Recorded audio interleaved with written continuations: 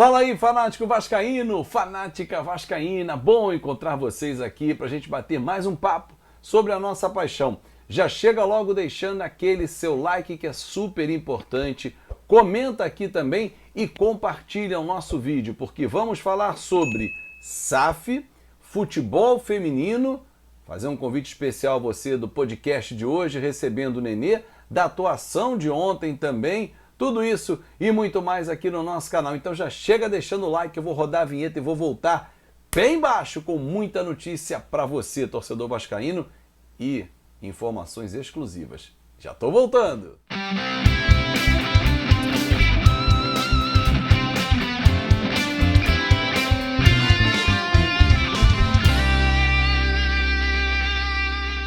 Aí sim, papai! Falei que era super rápido, rodei a vinheta e já voltei para a gente poder conversar muito sobre o nosso Vasco da Gama, que deixou aquele gosto amargo, claro, no 3-2, um sofrimento desnecessário, um Vasco sendo Vasco, né? Parecia a versão 2021, mas alcançou 3 pontos. E claro que olhando para frente, alguém vai falar assim, pô, Azevedo, a Série B vai ser mais difícil. Verdade, o nível técnico é mais elevado. Se tivesse mais 5 minutos, teríamos levado o empate? Provavelmente. De quem é a culpa? Do Zé Ricardo? Não. Ele precisa fazer o rodízio, principalmente nesse início de temporada. Mas agora, quem entrou tem que ter mais disposição, mais vontade de fazer algo diferente dentro de campo. E não aquela nhaca, aquela forma mais lenta, mais devagar. Não, isso aí não pode acontecer de forma alguma na minha avaliação. Não gostei praticamente dos 5 que entraram. Getúlio ainda teve uma movimentação, agora John Sanches, Galácia, MT, nossa senhora, entraram muito mal. E o Isaac, de novo. É cedo para avaliar o elenco? Sim, mas já dá para observar algumas faltas, como por exemplo de vontade de alguns jogadores, disposição. Tecnicamente estão mal, Galácia está mal, Isaac está mal, mas a disposição do MT e do Sanches, nossa, né? Zé Ricardo com certeza já detectou isso. Na coletiva do Zé Ricardo pós-jogo ontem, ele disse que o Luiz Cangá pode estrear domingo contra o Madureira. E tem que botar o cara para rodar, porque no banco ele é muito participativo, ele ajuda demais, mas ele tem que jogar. Eu quero vê-lo em campo. Contratei ele de 3 meses, praticamente um mês já foi. E agora? É a sequência. Então tem que botar o cara para jogar. Ah, mas a Covid atrapalhou o início dele. Perfeito. O Ulisses melhorou ontem, deu inclusive uma assistência para o Raniel, vai ganhar quinhentão, né? R$500 no Pix, na mão hoje do Raniel, ok. Mas o Vasco está buscando um zagueiro. Pode ter descoberto que o Ulisses melhorou, traz mais um só, não precisa trazer 2, mas tem que botar o Cangá para jogar, que se o Cangá for embora tem que trazer mais 2 ou 3. Então o Cangá pode estrear domingo diante do Madureira, a tabela inclusive já foi desmembrada até a 8ª rodada. O Vasco tem o clássico com o Botafogo na sexta, local a definir numa segunda-feira. Não tem ainda o local do jogo, nem desmembramento do jogo com o Fluminense na 9ª rodada. Do Flamengo tem o local, mas não tem desmembramento também de data, na 10ª rodada. Uma notícia sobre futebol feminino, gente. Uma notícia importante. Amanhã, depois de 20 anos, isso mesmo, depois de 20 anos, o futebol feminino vai treinar em São Januário no campo principal. Olha, as meninas não treinam no campo principal há mais de 20 anos. E exatamente isso. Descobri essa informação e acho bem interessante contar para vocês. O Vasco está se preparando para as competições que tem nessa temporada. Vai acontecer uma avaliação física, né, das meninas. E entre 3 e 4 da tarde, o treino no campo de jogo na sexta-feira, amanhã, para integrar cada vez mais futebol masculino e futebol feminino. Detalhe, o salário das meninas está em dia e janeiro já foi pago, inclusive de forma antecipada, para quem tem um contrato de formação. E mais, 3 atletas assinaram CLT. Lembra que no vídeo que a gente fez algumas semanas sobre a crítica ao futebol feminino, o dinheiro que não foi utilizado, enfim, acabou aquela história toda?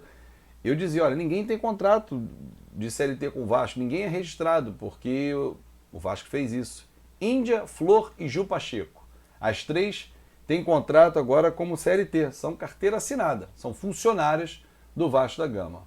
Que bacana essa atitude e que o Vasco invista nesse futebol feminino, porque fechou um contrato com verba da Ambev justamente para isso. Falando em verba, e aí a gente vai tocar num assunto bem delicado, que chama-se SAF, Sociedade Anônima do Futebol. Na última segunda-feira, o presidente Jorge Salgado teve um encontro com os beneméritos, né, os conselheiros, melhor dizendo, que pediram a ele, do CD, que é o Conselho Deliberativo, que pediram a ele essa reunião para cobrar explicações e que ele pudesse falar sobre a SAF. Estou colocando na tela aqui para vocês alguns trechos do documento que eu tive acesso, em que fala das proposições do estudo que foi feito pela KPMG, em que o Vasco gastou, salvo engano, 4 milhões de reais, para poder chegar a um denominador comum, a um caminho a seguir. Vocês estão vendo aí trechos da apresentação do presidente aos conselheiros. Até que ponto valeu o estudo de uma empresa tão séria quanto a KPMG para indicar o que o mercado está fazendo? Porque na reunião o presidente disse claramente aos conselheiros, e vocês vão lembrar de entrevistas anteriores que eu perguntei inclusive ao presidente qual seria o modelo, dizer que não tinha, não sabia se o Vasco seria o majoritário ou não. O mercado está praticando isso. O clube ser o minoritário. E faz total sentido. Se você vai partir para um caminho como esse, ninguém vai botar milhões ou bilhões para ficar dependendo desses dirigentes que a gente já sabe que não vão. Você colocaria os seus milhões, se você tivesse, ou se você, como você tem, na mão desses atuais dirigentes, ou você ia querer dirigir o clube, né? A parte do futebol. É só pensar. O mercado hoje, normalmente, adequa para 90% da venda das ações e o clube ficando com 10%. Claro que preservando valores, identidade, cores, enfim, uma série de elementos que não podem faltar. Mas precisava fazer um estudo assim tão aprofundado para chegar nessa conclusão que a gente olha o mercado e já enxerga? Ok. Outros elementos foram apresentados através do estudo perfeito.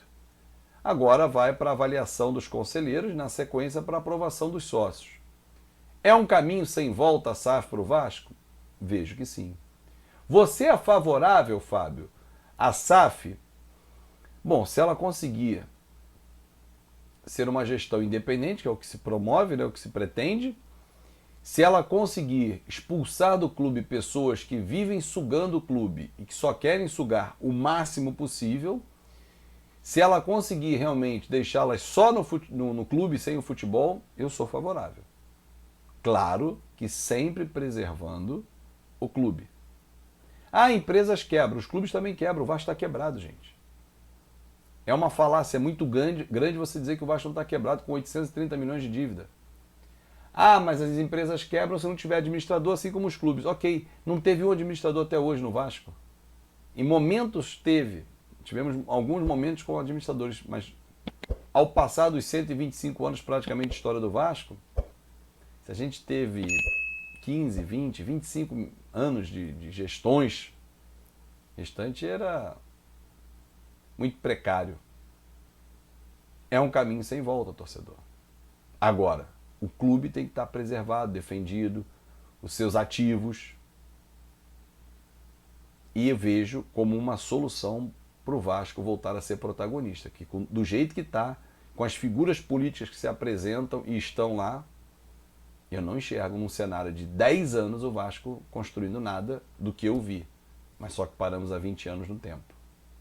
Para fechar, convite feito, é hoje, 7h30 da noite, Nenê, o Votaon metendo golaço, brocando e comandando o trem Bala da Colina. Aí sim, papai! Vambora, 7h30 eu conto com você, que ele vai estar lá para falar ao vivo com você, torcedor do Vasco. Grande abraço, até a próxima.